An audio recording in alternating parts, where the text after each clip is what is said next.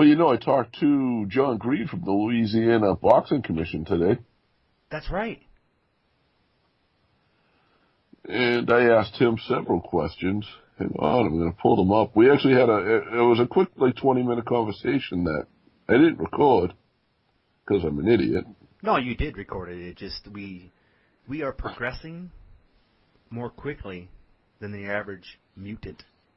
So I only ran through about 5 questions with him anyway, so asked him what the requirements are of both wrestlers and promoters in Louisiana to obtain licenses.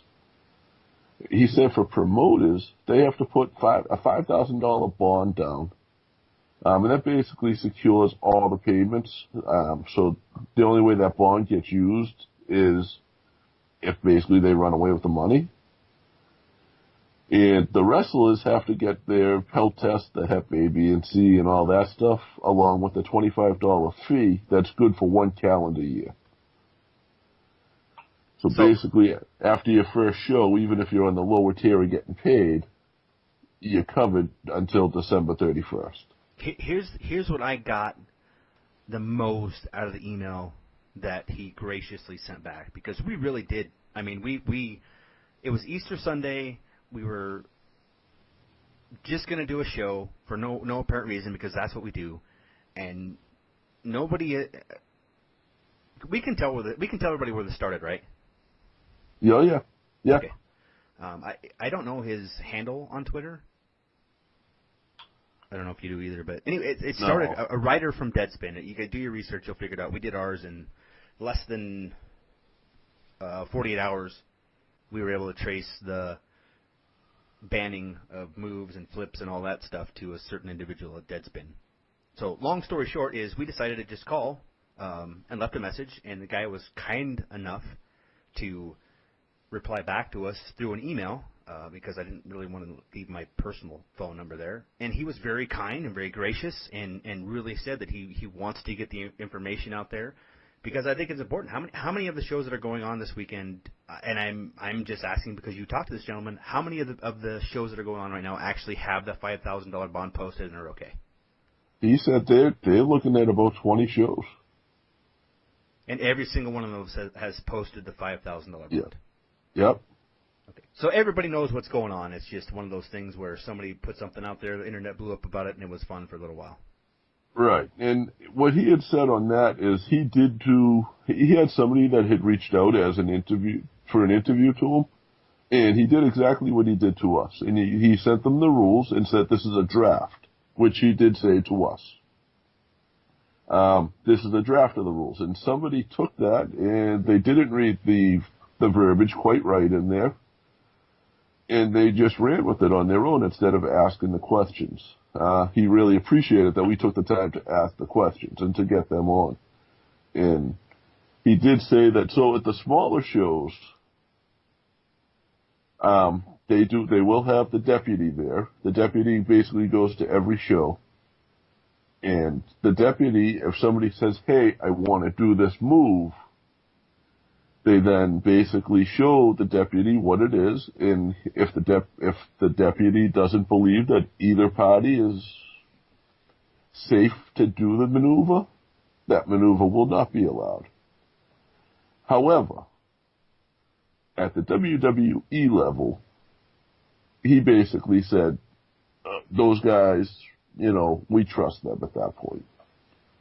They're they're a very hands-off commission. They're basically there to make sure that the wrestlers get paid, the wrestlers are safe, the promoters are safe, and the fans are safe. So the main thing is he's there. They are really facilitators, is what they are. Right, like over-the-top battle royals. He had said, if somebody gets thrown over the ropes, there has to be barricades. I agree with that. Absolutely. I don't see what, that's to keep the fans safe. If, they had somebody, he said a couple of years ago, that actually broke a neck doing a pile driver, and that's why the pile driver was the big move being named off here. But he was like, if The Undertaker wants to do a pile driver, The Undertaker's going to do a pile driver. Absolutely.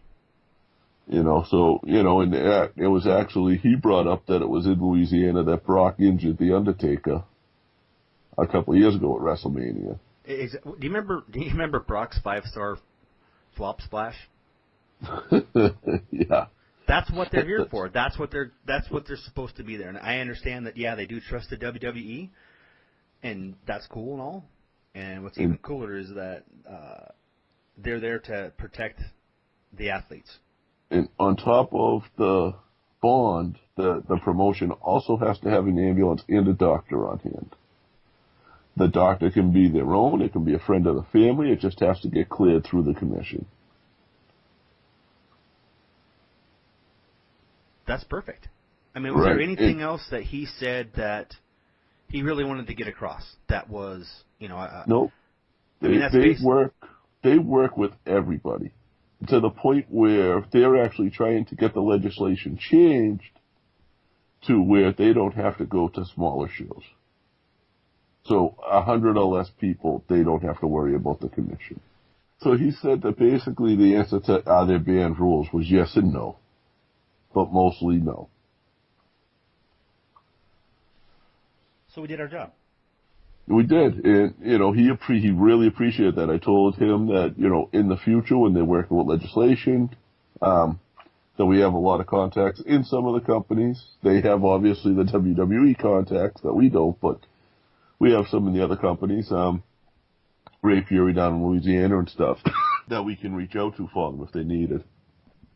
That's awesome. I mean, that's really cool. I mean, that's the fact that we decided to do it because you can't even count the amount of people that we have called randomly throughout the years just to do it and to have a conversation. But this is just another one of those times where we're like, hey, why not? Let's do it. There's thousands of these podcasts out there. Why didn't anybody else do this? Is this one of those things, and I'm not trying to be a jerk and you can cut this stuff out, but like we do this for the wrestlers and we do this for the experience and we do it as a hobby. Like I'm not here to, at some point we want to monetize this and that'd be awesome, but I don't ever want people that want to listen to what we do and how stupid we are and how just unrealistically crazy we are about professional wrestling. I don't think I ever want anybody to have to pay for that. No.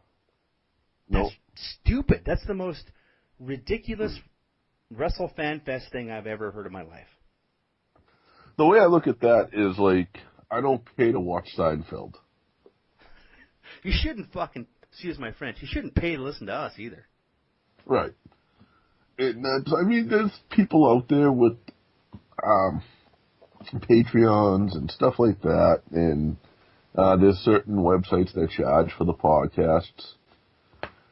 At this point, it doesn't cost us much to do. Like, very little, if anything.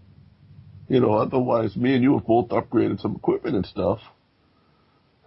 But it's really minimal, and it's a hobby. It's fun to do. That's why we're doing it.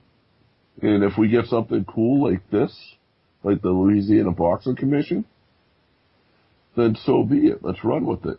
What's even cooler is that people trust us enough with so much information when they do these interviews that we go back and we cut stuff out, or you can leave it in there, just let's bleep it out. And it creates intrigue, it creates fun, and it's the kind of stuff like I don't listen to the big guys. I listen to I can't even talk, dude. Religiously now is She Hates Wrestling out of those from the couple out of Ireland. That was fun. I listened to the one you sent me the other day. Dude, it's... Yeah, the only thing... I listened to two, and they're both local to me. It's... we got heat with Joey Eastman, and... Because, honest to God, they are what we were doing 10 years ago. They just do it better. It's three guys who just don't give a shit, and they want to have fun, and they're all in the wrestling business, and they don't care about burning bridges. No, and here's the cool thing about Colt changing his podcast, is that's what Colt should have been doing a long time ago. But, I mean, he's always going to be the Coca-Cola Twizzler dude to me. Colt is awesome, and I'll listen to Colt's here and there.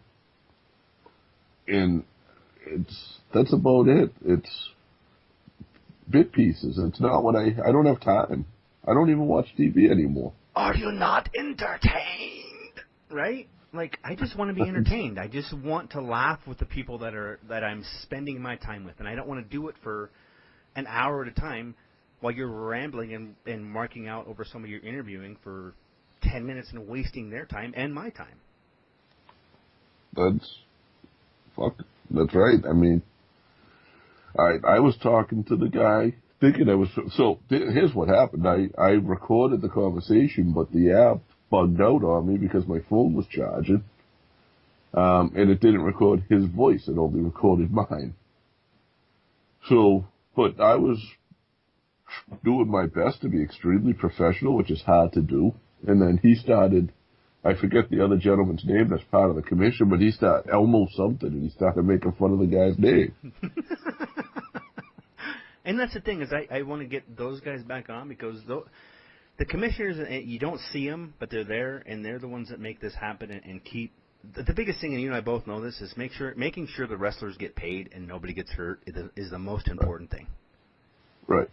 And the fact that they are not just a cash grab. Like I had said to him, up in New Hampshire, it's a commission state. The wrestlers all have to get licensed. The promoter has to pay a licensing fee. Once the commission collects their fees, they leave the building. Yeah, they don't need to be there. No, but like it's just but they don't serve any purpose there.